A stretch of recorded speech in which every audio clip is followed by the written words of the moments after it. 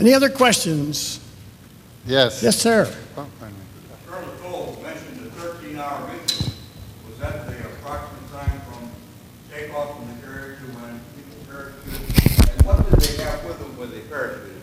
Did they have any weapons, any food? What other equipment did they have with them when they went out of the aircraft? When the word came, Army pilots man your aircraft, there was obviously a small panic. Everybody had clothes in the cleaner. You had to run down 4 decks, and they were locking all the doors. And the ship's door, people were loading up on cigarettes. People carrying 15, 20 cartons of cigarettes, trying to open and close doors. And that's where the food came in. They got every chocolate bar and cookie that you could find.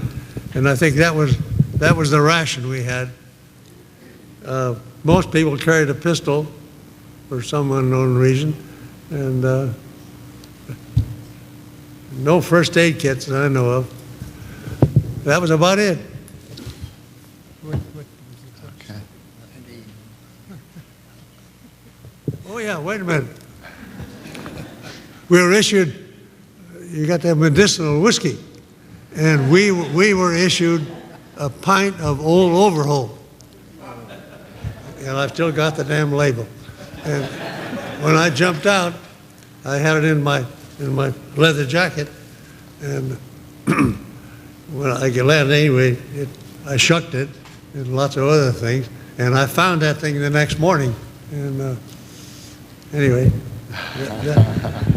we had our whiskey, but the Navy issued us the Old Overholt.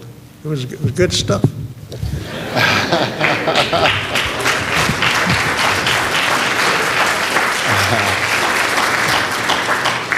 Well, Ed, in the back of the aircraft, what did you jump out with?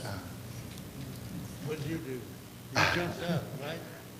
Did you carry a pistol? I was the only one in the back of the ship. Did you have a musette bag or anything? No, I had no musette bag. Did you carry anything?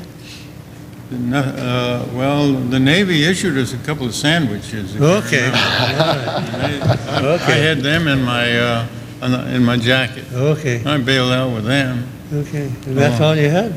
I had a flashlight and a 45. Okay. Good enough. And that answers questions. Did all of you jump out with your arms, with your 45s? You want me to answer that? Sure. 45.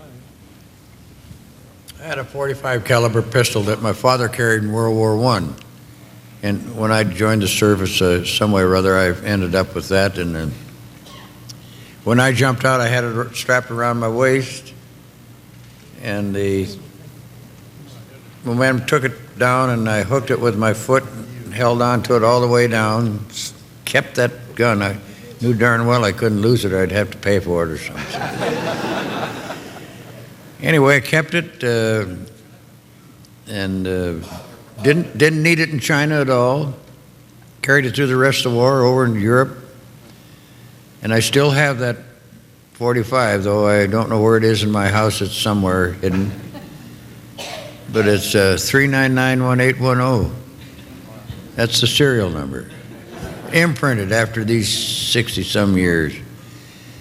And I think I'll look for it when I get home. See if I can find it. Frame it.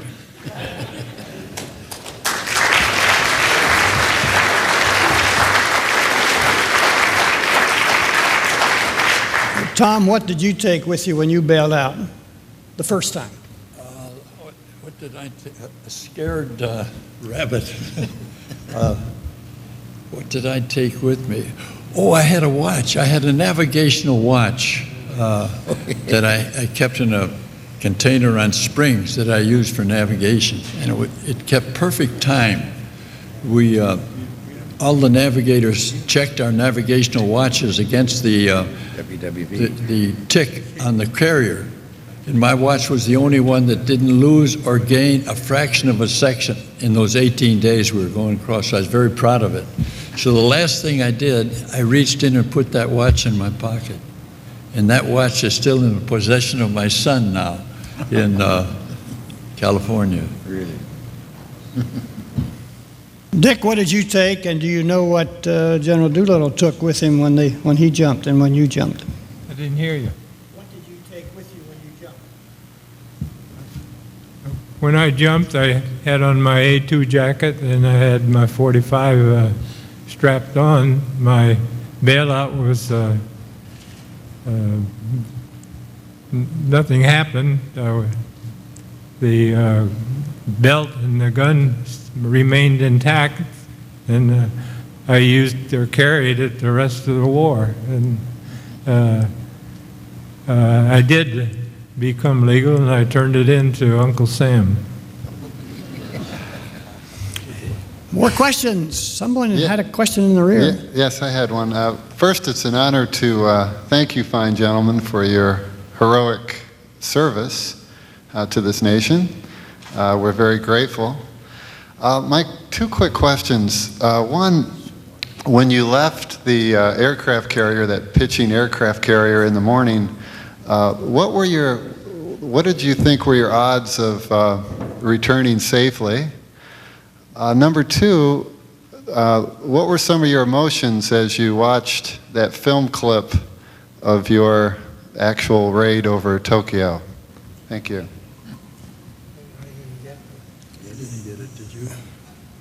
Anybody want to answer that one? What was the question? Not sure. They couldn't hear the question very well. They didn't. Could you? Well, I can tell you I had my feelings as I approached Japan made landfall. What a beautiful, green, lush country.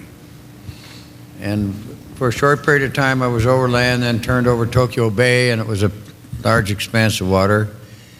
And I approached Tokyo, and my mission was to bomb the naval yard at Yokosuka, right just south of Tokyo.